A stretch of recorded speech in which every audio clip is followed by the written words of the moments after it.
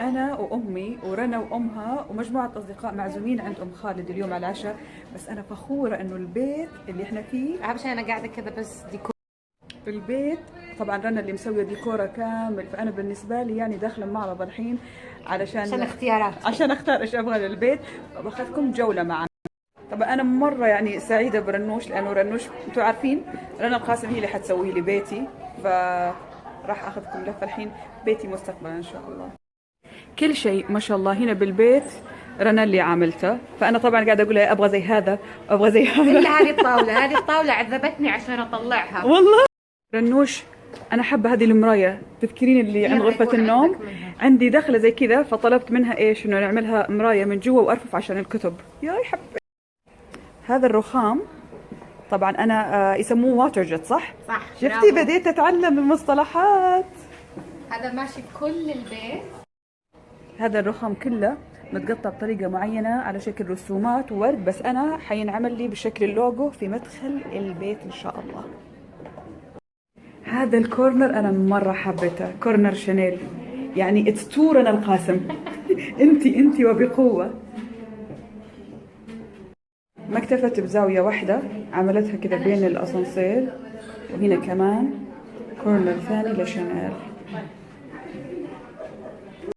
تكرمون حتى الحمام مدلعته، مغاسل مورانو يعني.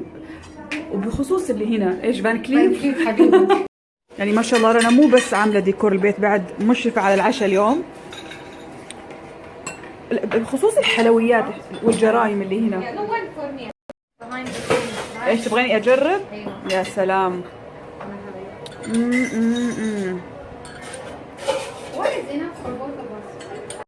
هذا المشروب معمول بالتمر، يعني مو بس يسطل يخقق، مرة لذيذ. هذا ثاني واحد أطلبه مو الأخير أكيد.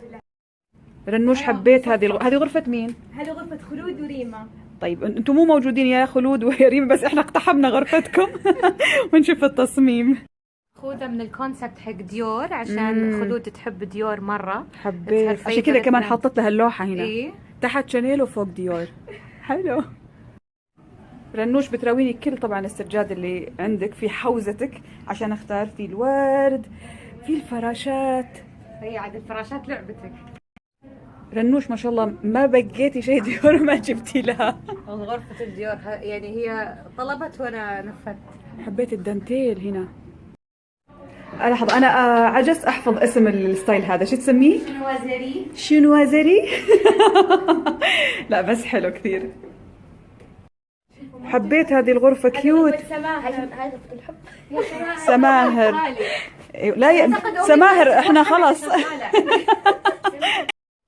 وبعدين على فكرة في أشياء مشتركة بيني وبينها، تحب البينك. سماهر. أنا أحب طيب. خلاص أنا صار عندي تصور كامل عن البيت. بدون رجل. بطلع رجل غادة بس. لا حبيت. راحوا يتعشوا تركونا. وهذه غرفة غادة. هذه غرفتي يا جماعة. الله حبيت الألوان مرة حلوة. فيمينن كثير. ايش عجبتك؟ آخر العنقود سكر معقود. اي والله يا غد حلوة. شوفي اللون يجنن. على فكرة هذه الألوان اللي أنا اخترتها، الأخضر الفاتح والوردي الفاتح. غرفتي يا جماعة كثير. لا لسه حبيبتي سوالف الحريم ما شاء الله ما تخلص، فلاحقين اسمعيهم لسه يسولفون. بنحط لك مثل هذول. اي حبيتها. الورد، حاطة الورد الأبيض عشانك خصيصا. يا حبيبتي هذا الورد طبعا كل التفاصيل هذه طبعا ايش تهمني يا حبيبتي. شفتوا كيف رنا كثير تهتم بالتفاصيل الصغيرة، وهذا اللي يعجبني فيها، فهذه التفاصيل أنا معتمدة عليها. خلصنا العشاء وارتكبنا كل أنواع الجرايم، والحين رايحين للشاي. الإيه؟ نهضم.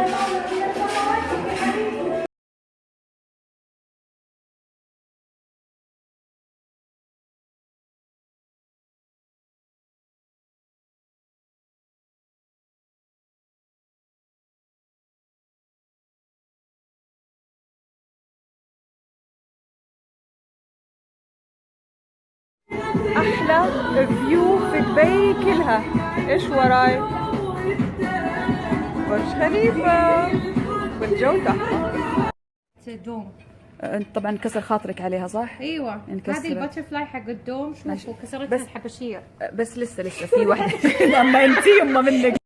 غادة يا حبيلها بنت ام خالد، تعرف انه انا احب الورد واحب الشموع، عشان كذا جابت ورد وحاطت لي شموع وسويت لي جو رومانسي.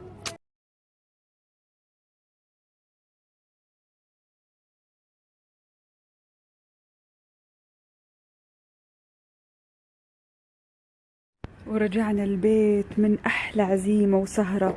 مشكورة حبيبتي ام خالد، انعم الله عليك يا انها البني ادمة، عسل وتستاهل كل خير.